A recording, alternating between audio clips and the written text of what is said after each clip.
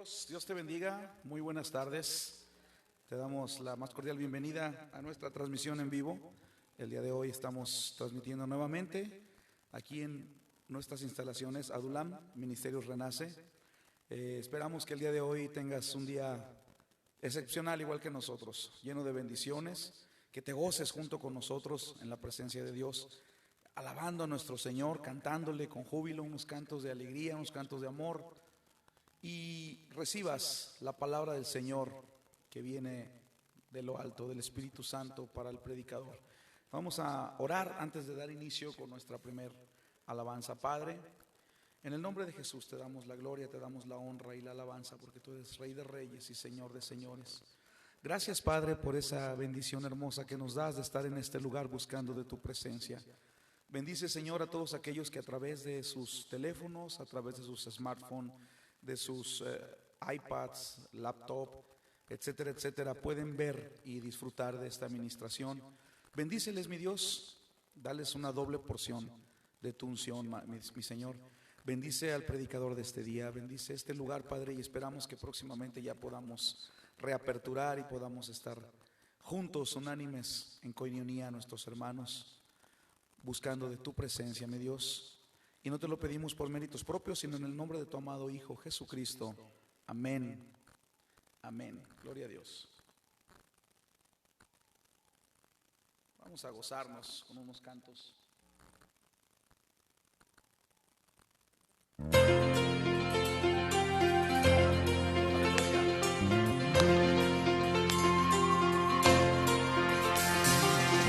Al que me ciñe de poder, aquel que mi victoria es, solo a él alabaré, solo a él exaltaré. Al que me ciñe de poder, aquel que mi victoria es, solo a él alabaré, solo a él exaltaré. Bendicerá mi alabanza en la congregación, cantaré y alabaré tu nombre, Señor. Bendicerá mi alabanza en la congregación.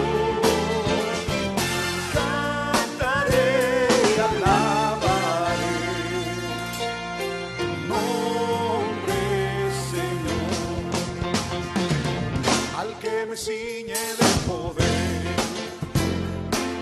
aquel que mi victoria es, solo a él alabaré, solo a él exaltaré. Al que me ciñe de poder, aquel que mi victoria es, solo a él alabaré, solo a él exaltaré. Será, Señor, bendicerá mi alabanza en la congregación, cantaré y alabaré tu nombre, Señor. De ti será mi alabanza.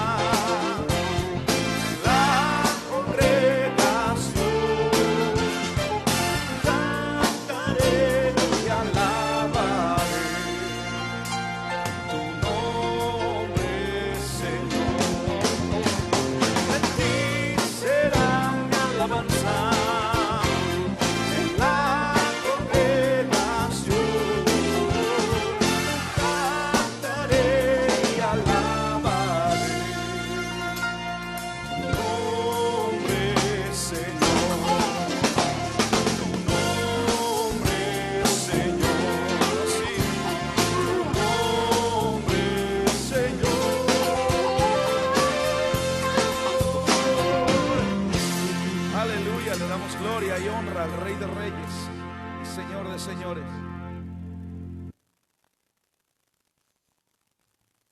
Gracias, Padre. Bendito eres, mi Dios. Vamos a celebrar que Él resucitó. Él vive.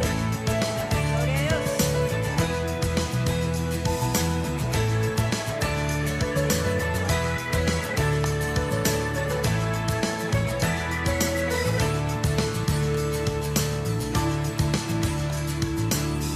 Incomparable, inigualable su amor,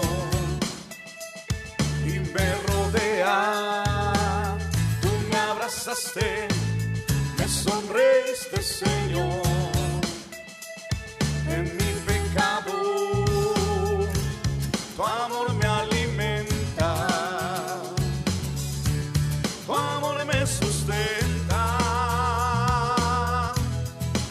Celebraré tu amor todos los días, celebraré tu gran misericordia, celebraré tu gracia inmerecida, celebraré tu amor,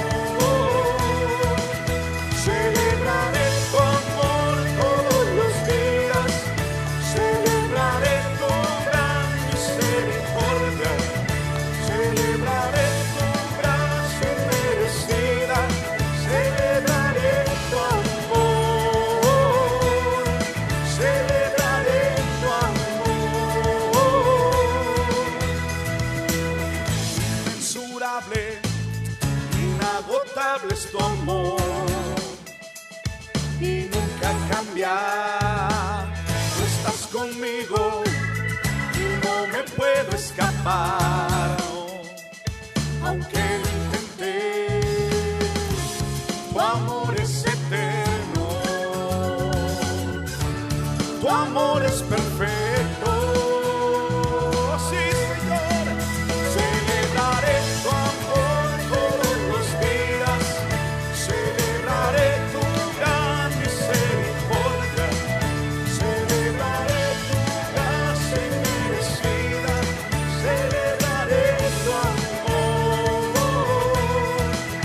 celebraré tu amor todos los días, celebraré tu gran misericordia, celebraré tu gracia inmerecida, celebraré tu amor, celebraré tu amor. Oh, gracias, Jesús.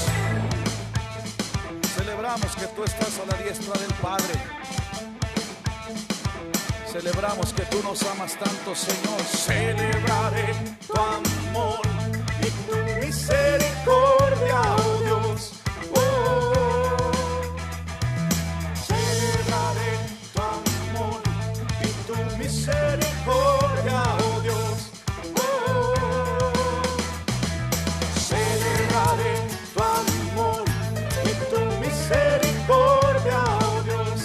Oh, celebraré tu amor todos los días, celebraré tu gran misericordia, celebraré tu gracia inmerecida, celebraré tu amor,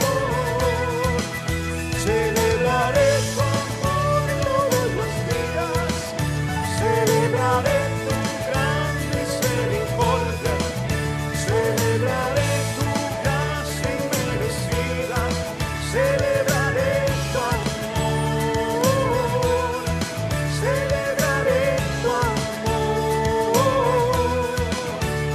Oh, celebraré tu amor, mi Dios, celebraré, Dios. Oh, gracias, Jesús.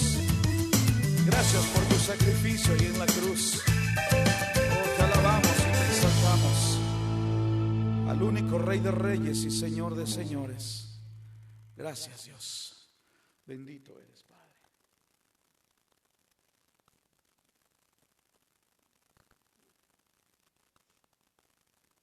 Gracias, Señor. Queremos, Señor, estar inmersos en ese manantial de amor. Queremos saciar esa sed. Y sabemos que solo tú puedes dárnosla, Señor. estar en tu presencia y poderte contemplar.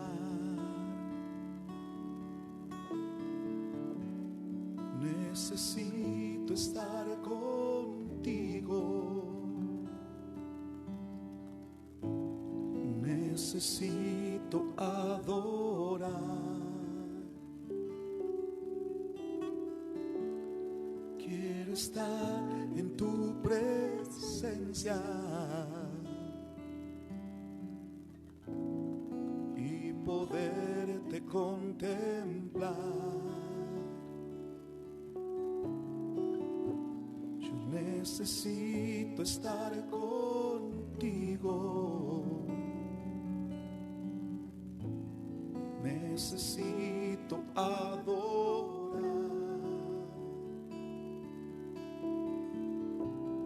Dame de beber de tu manantial.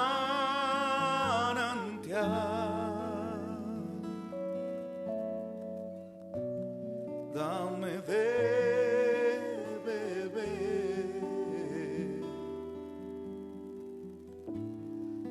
necesito más.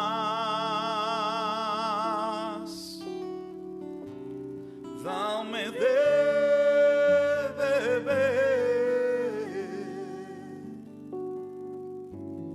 de tu manantial.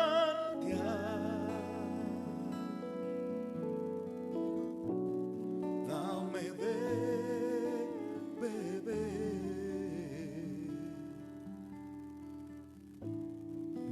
Necesito más. Yo quiero estar en tu presencia, buscar de ti todos los días, Señor, y poderte contemplar la belleza de mi Señor. Necesito estar contigo. Necesito adorar. Dame de beber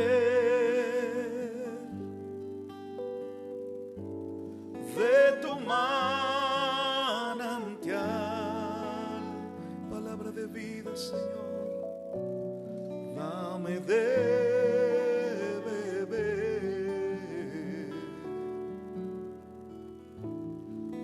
necesito más, oh, más de ti, mi Dios.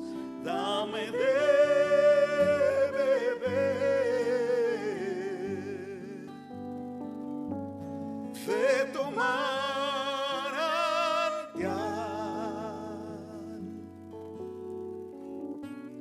Dame de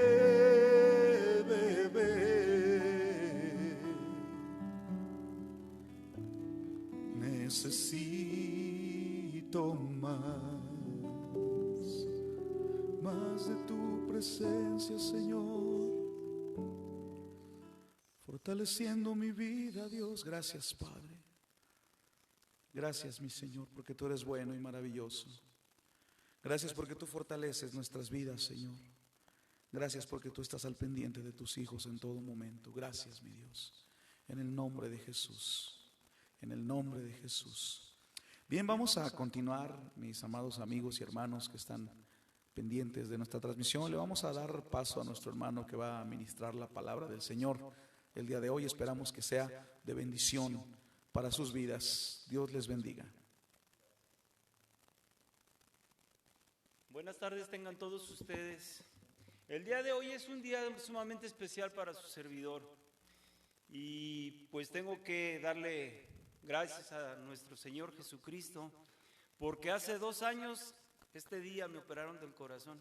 Estaba yo recién operado y el canto que entonamos de darle gracias a Dios por su misericordia que ha tenido para conmigo, pues es grande, ¿verdad? Y esta fecha para mí es muy significativa porque pues imagínense, hace 2 años estaba yo tendido en una cama en un hospital, recién operado del corazón. Me operaron a las 9 de la mañana y salí del quirófano, si mal no recuerdo, como a la 1:30. Y a estas horas pues ya estaba yo en mi cama, pero en un hospital. Y ahora mire que Dios me levantó para darle gloria y honra, y en lugar de estar en una cama de hospital estoy predicando. Entonces para mí es un gran privilegio estar aquí. Sinceramente voy a compartir con ustedes el salmo que cuando el doctor llegó y me dijo: Eduardo, ya está el quirófano listo, vamos a intervenirte de tu corazón. Le dije: doctor, nada más deme un minuto, por favor. Cogí esta misma Biblia con la que voy a predicar hoy, la tenía yo ahí conmigo. Y bueno, pues le dije: Señor, en tus manos está mi vida, tú eres el que da vida, la quita, pero tienes facultad para volverla a dar. Y yo pongo mi vida en tus manos y que se haga tu voluntad en mí. Y bueno, pues abrí mi Biblia y el Señor me guió al Salmo número 48, versículo 14. Y mire usted lo que dice la palabra de Dios: porque este Dios es Dios nuestro eternamente y para siempre. O sea, solamente hay un solo Dios y Él es eterno. Y es el Dios que nosotros conocemos y es para siempre. Él es el mismo ayer, hoy y por todos los siglos. Así que dice la palabra: porque este Dios es Dios nuestro eternamente y para siempre. Pero mire lo que dice la segunda parte: Él nos guiará aún más allá de la muerte. Yo cuando leíste dije: Señor, estoy listo. Le dije: doctor, adelante, ya estoy listo. Cerré mi Biblia, me encomendé a Dios, dije: Señor, si tú me vas a preservar la vida es con un propósito, pero si me vas a recoger, yo ya no tengo ninguna duda ni ningún temor ahí en mi corazón, porque tú me vas a guiar aún más allá de la muerte. Ahora bien, pues le doy gracias a Dios porque me preservó la vida y ahora estoy aquí delante de ustedes dándole gracias a Dios, bendiciendo su nombre, y por su misericordia estoy aquí. El tema que voy a desarrollar el día de hoy está en un pasaje bíblico en el Evangelio de Juan, y bueno, me gusta mucho. Les voy a pedir de favor que me acompañe, abra su Biblia en el capítulo 8 del Evangelio de San Juan. Y dice así: y Jesús se fue al monte de los olivos. Bueno, pero pues ¿dónde estaba, verdad? Entonces, para poder saber de qué se trata este pasaje que voy a compartir con ustedes, vamos a tener la necesidad de remitirnos al capítulo 7 para ubicarnos en qué circunstancias se encontraba nuestro Señor Jesucristo en este caso. En el capítulo 7 de Juan, a partir del versículo 37 dice: en el último y gran día de la fiesta. ¿De qué fiesta se hablaba? Bueno, era la fiesta de los tabernáculos, era una de las 3 fiestas más importantes que obligaba la ley de Moisés a todos los judíos a reunirse en Jerusalén, concretamente en el templo. Entonces, Jesucristo se encontraba en el templo de Jerusalén y dice: en el último y gran día de la fiesta, Jesús se puso en pie y alzó la voz diciendo: si alguno tiene sed, venga a mí y beba. El que cree en mí, como dice la Escritura, de su interior correrán ríos de agua viva. Aquí quiero hacer hincapié en que Jesucristo, cuando predicaba su palabra, cuando predicaba la salvación, se remitía a las Escrituras. Como dice la Escritura, nosotros predicamos con base a las Escrituras, no a filosofías humanas, sino concretamente de Génesis a Apocalipsis nos basamos para transmitir el mensaje divino de Dios, porque así Jesús lo hacía y así nos lo enseñó. Y luego dice el versículo 39: esto dijo del Espíritu que habían de recibir los que creyesen en Él, pues aún no había venido el Espíritu Santo, porque Jesús no había sido aún glorificado. Voy a hacer aquí también alusión a este versículo en virtud de que dice Espíritu con E mayúscula y luego ya nos dice que es el Espíritu Santo. Dice, esto dijo del Espíritu que habían de recibir los que creyesen en Él, pues aún no había venido el Espíritu Santo, porque Jesús no había sido aún glorificado. ¿Qué quiere decir? Miren, cuando Jesucristo murió, resucitó al tercer día, de acuerdo a las Escrituras. Y si vemos en el capítulo 1 del libro de los Hechos de los Apóstoles, a partir del versículo número 3 en adelante, se nos dice que se les apareció por 40 días y les enseñaba. De tal manera que si contabilizamos esos 40 días, Jesús también les dio instrucciones a sus discípulos y les dijo: no se vayan de Jerusalén, porque recibirán poder de lo alto. Van a recibir al Espíritu Santo. Voy a mi Padre y mi Padre y yo vamos a enviarles al Espíritu Santo. Recibiréis poder del Espíritu Santo y me seréis testigos en Judea, Samaria y hasta lo último de la tierra. ¿Cuándo ocurrió el día de Pentecostés? 10 días después. Quiere decir que Jesús resucitado, transcurrieron 50 días y vino el día de Pentecostés. A eso se refiere este versículo. Y luego tenemos el versículo 40, dice: entonces algunos de la multitud, oyendo estas palabras, decían: verdaderamente este es el profeta. Otros decían: este es el Cristo. Pero algunos decían: ¿de Galilea ha de venir el Cristo? ¿No dice la Escritura que del linaje de David y de la aldea de Belén, de donde era David, ha de venir el Cristo? Hubo entonces disensión entre la gente a causa de él, y algunos de ellos querían prenderle, pero ninguno le echó mano. Los alguaciles vinieron a los principales sacerdotes y a los fariseos, y estos le dijeron: ¿por qué no le habréis traído? Los alguaciles respondieron: jamás hombre alguno ha hablado como este hombre. Entonces los fariseos les respondieron: ¿también vosotros habéis sido engañados? Fíjese bien, quiero hacer notar aquí lo que ellos, cómo se referían a la persona de Jesucristo. Les dijeron a los alguaciles: también ustedes han sido engañados. Están tildando de que Jesucristo engañaba a la gente. ¿También ustedes han sido engañados? ¿Acaso ha creído en él alguno de los gobernantes o de los fariseos? Mas esta gente que no sabe la ley, maldita es. Quiero hacer y puntualizar cómo se expresaban tanto de Jesucristo los fariseos y los sacerdotes de su tiempo, tildándolo de engañador, y luego a la gente, al pueblo judío, los maldecían. Fíjese cómo dice el versículo: mas esta gente que no sabe la ley, maldita es. En lugar de bendecir a la gente, la maldecían. ¿Juzga acaso nuestra ley a un hombre? Bueno, vamos a dar continuidad al versículo 50. Les dijo Nicodemo, el que vino a él de noche, el cual era uno de ellos, o sea, era un fariseo: ¿juzga acaso nuestra ley a un hombre si primero no le oye y sabe lo que ha hecho? Respondieron y le dijeron: ¿eres tú también Galileo? Escudriña y ve que de Galilea nunca se ha levantado profeta. Bueno, quiero decirles algo.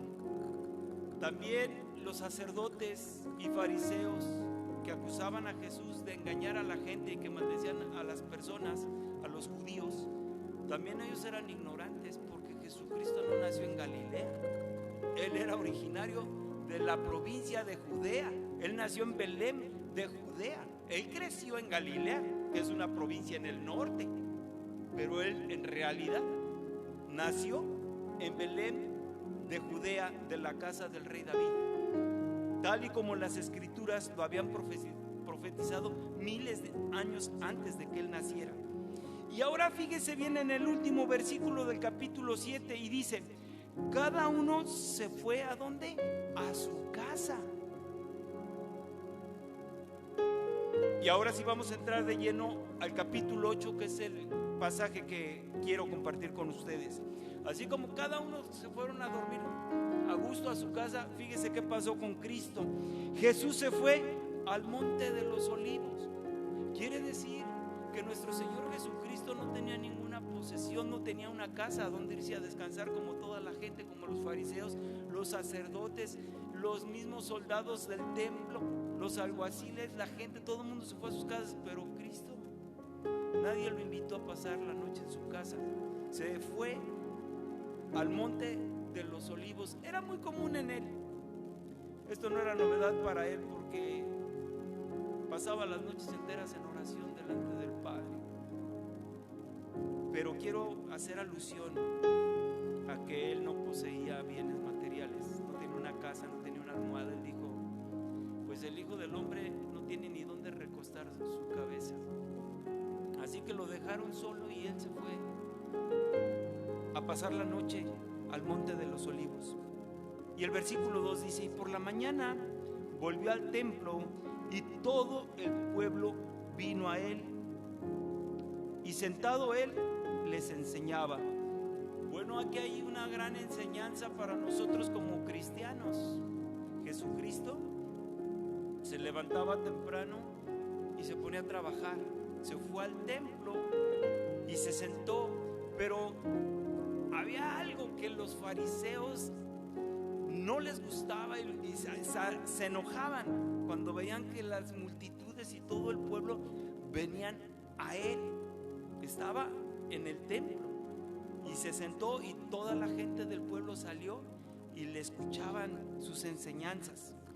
Entonces los escribas y los fariseos le trajeron una mujer sorprendida en adulterio, y poniéndola en medio le dijeron: maestro, esta mujer ha sido sorprendida en el acto mismo del adulterio.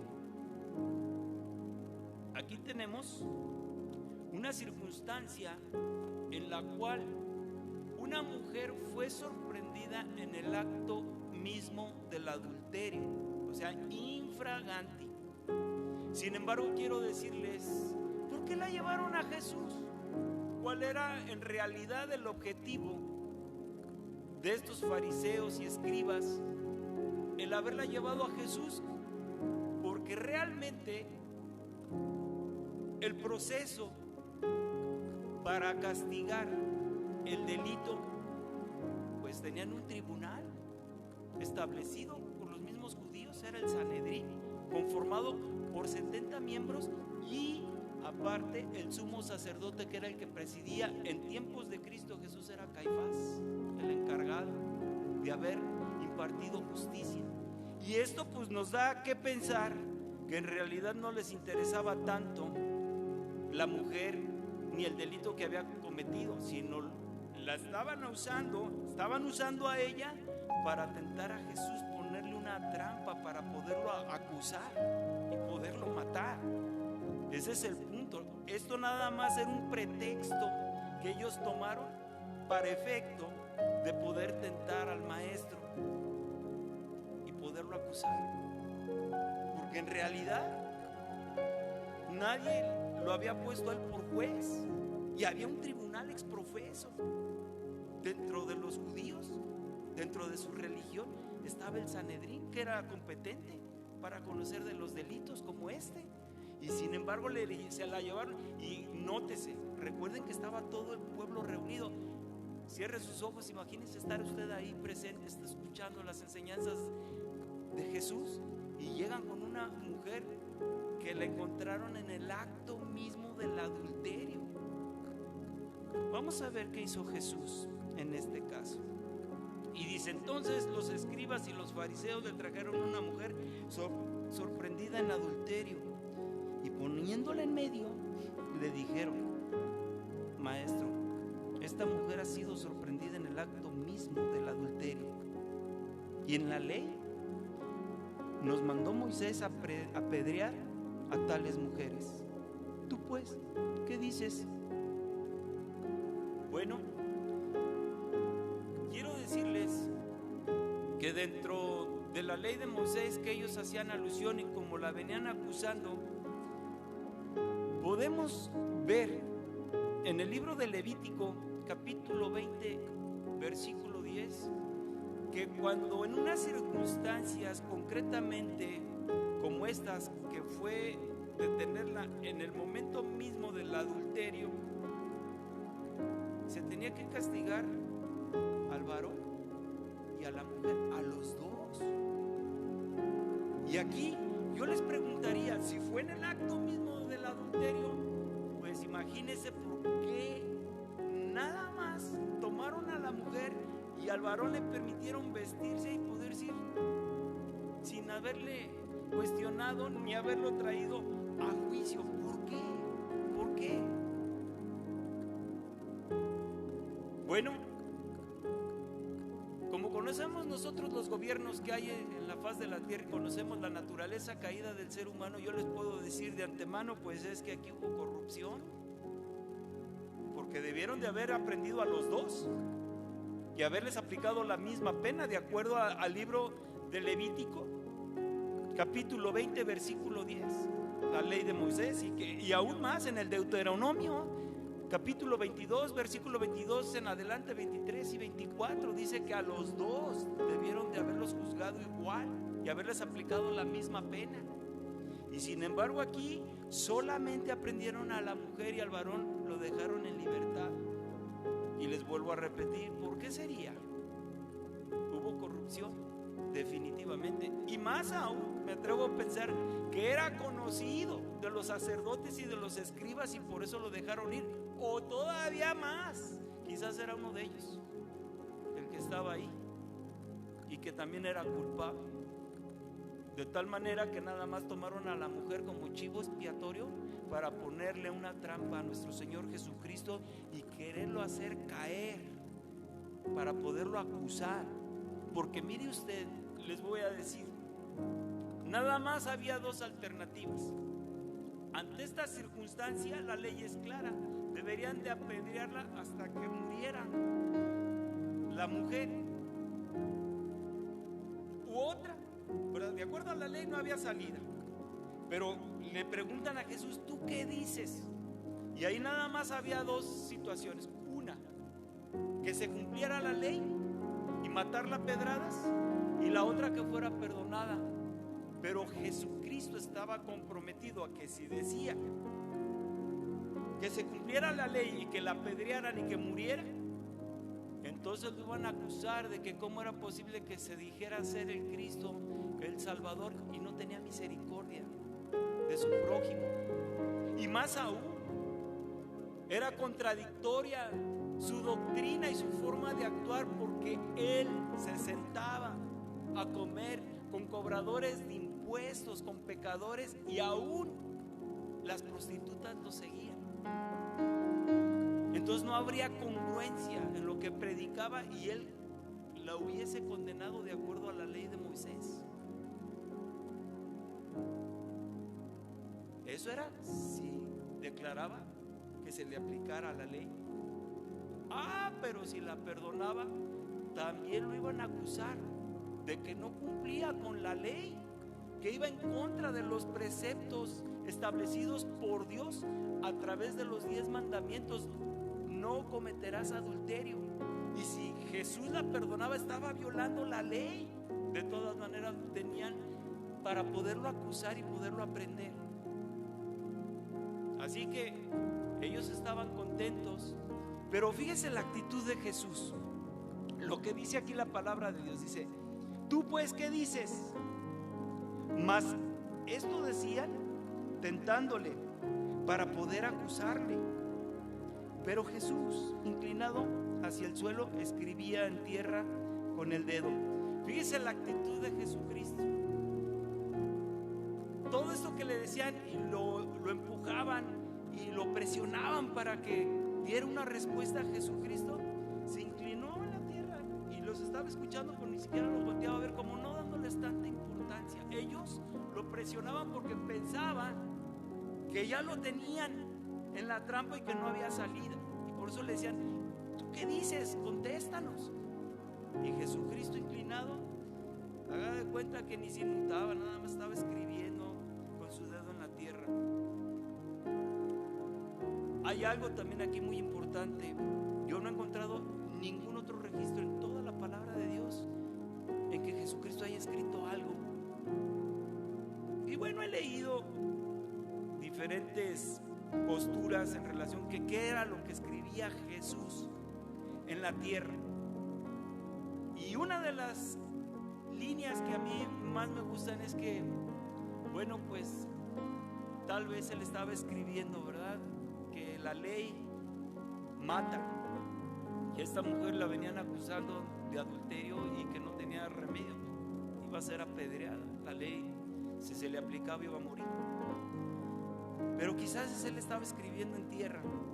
Esto es nada más a título personal, no lo dice la palabra de Dios, pero quiero creer que estaba escribiendo que con su muerte y resurrección iba a terminar la dispensación que estábamos nosotros bajo la ley, y que ahora, por gracia de Dios, nuestros pecados son perdonados. Él sabía lo que iba a hacer con esta mujer, y que la gracia de Dios iba a ser aplicable para salvarle la vida y salvar el alma de esta persona. Y mire lo que dice la palabra de Dios. Y como insistieran en preguntarle, o sea, lo acosaban y lo presionaban que contestara, porque Jesucristo no llevaba prisa. Él seguía escribiendo en la tierra y ni siquiera los volteaba a ver. Pero como lo presionaban tanto y le insistían que contestara, se enderezó y les dijo: el que de vosotros esté sin pecado, sea el primero en arrojar la piedra contra ella. Wow. El que esté libre de pecado, sea el primero en arrojar la primera piedra. Bueno, yo recuerdo que en el Evangelio de Lucas, en el capítulo 6, versículo 37, dice textualmente la palabra de Dios lo siguiente. Se los voy a leer porque les dije que textualmente, lo puedo parafrasear, pero mejor voy a leerlo como dice la palabra. Capítulo 6, versículo 37 del Evangelio de Lucas. Dice: no juzguéis y no seréis juzgados, no condenéis y no seréis condenados, perdonad y seréis perdonados. Fíjese, estos tres elementos son esenciales para nosotros como cristianos. Primero, no debemos de juzgar a los demás, no debemos de condenar ni a la gente y mucho menos a nuestros hermanos en la fe en Cristo. Debemos de saber perdonar para ser perdonados. No juzguéis y no seréis juzgados, no condenéis y no seréis condenados, perdonad y seréis perdonados. Y aquí quiero poner una ilustración en relación a que Jesús dice: el que esté libre de pecado, que lance la primera piedra. Y yo he aprendido en este pasaje que si yo tomo una piedra y se la aviento al techo de la casa de mi vecino, sin considerar que el techo de mi casa es de cristal, sí puedo aventar de pedradas a los demás, pero debo de considerar que yo soy más vulnerable. Soy bueno para acusar, para condenar y para no perdonar a mis semejantes. Pero cuando se trata de mis pecados, yo soy más benévolo que con ninguno. Sí puedo ver la paja que está en el ojo ajeno, pero no miro la viga que está en el mío. Puedo ser duro para señalar, juzgar y condenar y no perdonar. Pero cuando se trata de mí, con mis pecados, soy benevolente, siempre tengo excusas. Además, fíjese, cuando nosotros juzgamos, condenamos y no perdonamos a nuestro prójimo, Nosotros muchas veces no conocemos cuáles fueron las circunstancias por las cuales un hermano cayó en pecado o algo le pasó, que se aparta de la fe o que sabemos de algún pecado que haya cometido. Le dejamos caer la ley y lo juzgamos y lo condenamos y no lo queremos perdonar. Pero cuando nosotros pecamos, sí conocemos bien las circunstancias en las que las hemos hecho.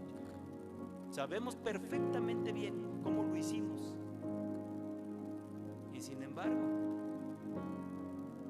con la gente somos duros, pero con nosotros somos blanditos. Y por eso es que aquí Jesús les dice: el que esté libre de pecado, arroje la primera piedra. El que de vosotros esté sin pecado, sea el primero en arrojar la piedra contra ella. E inclinándose de nuevo hacia el suelo, siguió escribiendo en tierra. ¿Qué fue lo que sucedió? Pero ellos, al oír esto, acusados por su conciencia, salían uno a uno, comenzando desde el más viejo hasta los postreros. Jesucristo nos habla al corazón, así como a estas personas acusadoras que eran escribas y fariseos. Tocó el corazón, y la palabra de Dios, pues realmente, como Dios es omnipresente, omnisciente, está en todas partes, todo lo ve y todo lo sabe, pues imagínense que podemos leer en la carta a los Romanos. El apóstol Pablo dice: por cuanto todos hemos pecado, estamos destituidos de la gracia de Dios. Mas Dios muestra su amor para con nosotros en que, aun siendo pecadores, Cristo murió por nosotros. Y aquí en este pasaje, pues Jesús sabía que no había ninguno de los que estaban acusando a esta mujer que no tuviera culpa, que estuviera libre de pecado. Todos hemos pecado y por lo tanto estábamos destituidos de la gracia de Dios. Y desde los más viejos empezaron a retirar, y uno por uno, pero con pisada de gato, despacito, para no hacer mucho ruido y que la gente se diera cuenta. De uno a uno, hasta de los más viejos hasta los más jóvenes, se fueron retirando de aquel lugar. Vamos a ver qué sucedió. Y quedó solo Jesús y la mujer que estaba en medio. Yo les puedo decir, fíjese la actitud de esta mujer. Cuando ella vio que los escribas y fariseos, que eran sus acusadores, se empezaron a retirar, ay, hermano, si hubiera sido yo creo que yo me hubiera levantado y también pelo carrera. Al ver que ya nadie me estaba acusando, no, yo me había hecho de la vista gorda y a lo mejor también me hubiera ido para salvar mi situación. Pero fíjese lo valiente que fue esta mujer al quedarse. Y yo me pregunto, ¿por qué creen ustedes que ella no se levantó y se dio a la fuga, sino que se quedó frente a Jesús? ¿Cuál es la razón? Primero, nótese, fue valiente porque nunca denunció a la persona con la que estaba pecando. Nunca dijo el nombre ni nunca lo señaló. Ella no era como los escribas y fariseos. Ella asumió su responsabilidad directamente, pero nunca inmiscuyó al otro pecador. Nunca lo señaló ni dijo quién fue. Asumió 100% su responsabilidad ella. Así que era una mujer valiente. Segundo, admitió y reconoció que el único que podía sentenciarla, que tenía la calidad moral que no tenían sus acusadores, era Jesús. Por eso no se fue, porque ella sabía que estaba delante de una autoridad con calidad moral para recibir su sentencia. y humildemente estaba postrada delante de Jesús. Y cuando Jesús se refirió a ella, fíjese cómo contestó. Enderezándose Jesús y no viendo a nadie sino a la mujer, le dijo: mujer, ¿dónde están los que te acusaban? ¿Ninguno te condenó? Ella dijo, fíjese cómo se refirió: ninguno, Señor. Reconocía el señorío de la autoridad que estaba frente a ella. Reconocía que Jesucristo es Señor de señores. Entonces Jesús le dijo: ni yo te condeno, vete y no peques más. Vete y no peques más. ¿Qué pasa con la vida de nosotros como cristianos? Usted me podrá preguntar: oye, hermano Eduardo, ¿y qué? ¿Tú no pecas? Ya desde que eres cristiano ya no has vuelto a pecar. Hermanos, estamos con una naturaleza caída que Dios nos ha restituido a través de su Santo Espíritu, y Dios conoce nuestras debilidades, pero también nos ha otorgado la salida. Acompáñenme, vamos a la primera carta de Juan, en el capítulo 3. Y mire lo que dice aquí: mirad cuán amor nos ha dado el Padre, para que seamos llamados hijos de Dios. Por esto el mundo no nos conoce, porque no le conoció a Él. Amados, ahora somos hijos de Dios, y aún no se ha manifestado lo que hemos de ser. Dice, no se ha manifestado lo que vamos a hacer. ¿Por qué? Porque vivimos en un cuerpo de corrupción. No estamos en estado de perfección. Nuestro cuerpo no ha sido glorificado. Este cuerpo, el polvo fue tomado y al polvo va a regresar, pero como Dios es Dios de vivos, no de muertos, y Jesús dijo: yo soy la resurrección y la vida. Todo aquel que cree en mí vivirá. Vamos a resucitar en un cuerpo glorificado. Por eso aquí el apóstol Juan dice: aún no se ha manifestado lo que hemos de ser, pero sabemos que cuando Él se manifieste, seremos semejantes a Él, porque le veremos tal como Él es. Y todo aquel que tiene esta esperanza en Él se purifica a sí mismo, así como Él es puro. Ahora fíjese, vamos a tratar la naturaleza caída a consecuencia del pecado. Dice: todo aquel que comete pecado infringe también la ley, pues el pecado es infracción de la ley. Y sabéis que el que apareció para quitar nuestros pecados, y no hay pecado en él. Todo aquel que permanece en él no peca. Todo aquel que peca no le ha visto ni le ha conocido. Hijitos, nadie os engañe. El que hace justicia es justo como Él es justo. Aquí viene lo interesante. El que practica el pecado, subraya en su Biblia, el que practica el pecado es del diablo, porque el diablo peca desde el principio. Para esto apareció el Hijo de Dios, para deshacer las obras del diablo. Todo aquel que es nacido de Dios no practica el pecado. Dice, no dice que no pecamos o que no podemos llegar a pecar, pero un verdadero hijo de Dios no practica el pecado. ¿Qué quiere decir? El que roba deja de robar, el que miente deja de mentir, el que adulteria tiene que dejar su vida de adulterio. No puede vivir practicando el pecado, porque la simiente de Dios permanece en él y no puede pecar, porque es nacido de Dios. En esto se manifiestan los hijos de Dios y los hijos del diablo.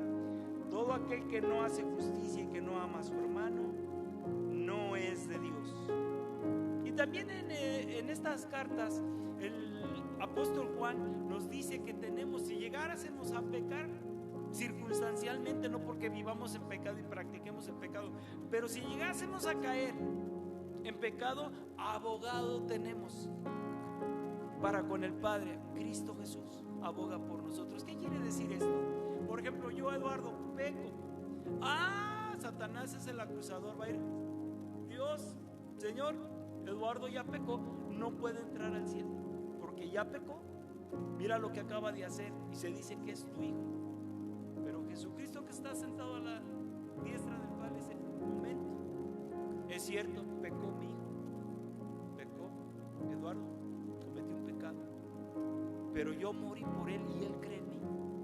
Yo lo he redimido con mi sangre de sus pecados. Él se va a arrepentir del pecado que cometió, pero él es salvo.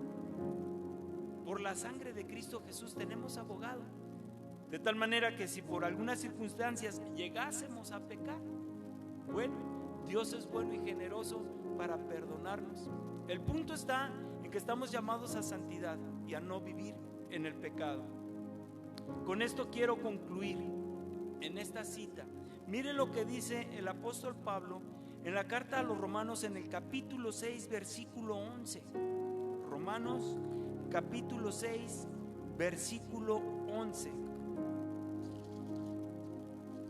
Dice así la palabra de Dios.